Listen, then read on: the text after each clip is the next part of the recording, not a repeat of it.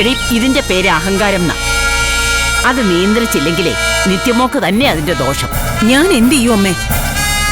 പറഞ്ഞിട്ട് അനുസരിക്കണ്ടേ? അനുസരിച്ചില്ലെങ്കിൽ അനുസരിപ്പിക്കണോടി.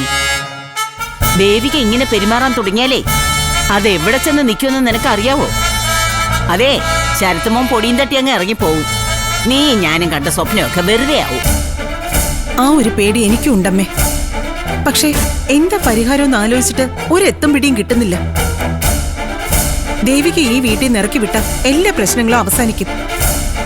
പക്ഷെ ഇത് നടക്കില്ലമ്മേ. ഞാനൊരു വഴി പറഞ്ഞുതരാം.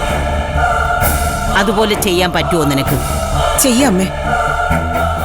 എന്റെ മോൾക്ക് വേണ്ടിയല്ലേ എന്ത് ഞാൻ ചെയ്യും. എങ്കിലേ ആ കല്യാണം ഇനി വെച്ച് താമസിപ്പിക്കണ്ട.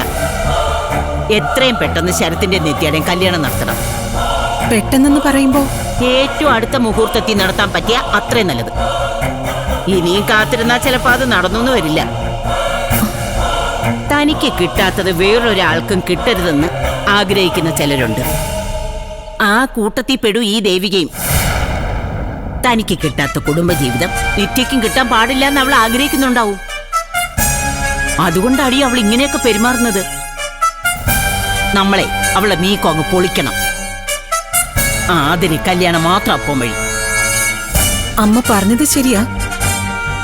പക്ഷെ കല്യാണം നടക്കാൻ അതിന് ഞാൻ മാത്രം തീരുമാനിച്ച പോരല്ലോ അമ്മേ. ഇനി ആരാടി തീരുമാനിക്കേണ്ടത്?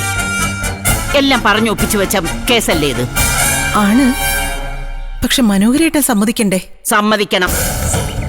അവനെ കൊണ്ട് സമ്മതിപ്പിക്കണം. ആ ഒരു ദൗത്യം നീ അങ്ങ് ഏറ്റെടുക്കണം. എല്ലാവരുടെയും നന്മയ്ക്ക് വേണ്ടിയ മോളെ ഞാനിത് പറയുന്നത്. ഇനി ഈ കല്യാണം ഒരു കാരണവശാലും വൈകിക്കൂടാ. വൈകിയാ ചിലപ്പോ നമ്മൾ ഭയപ്പെടുന്നത് സംഭവിക്കും.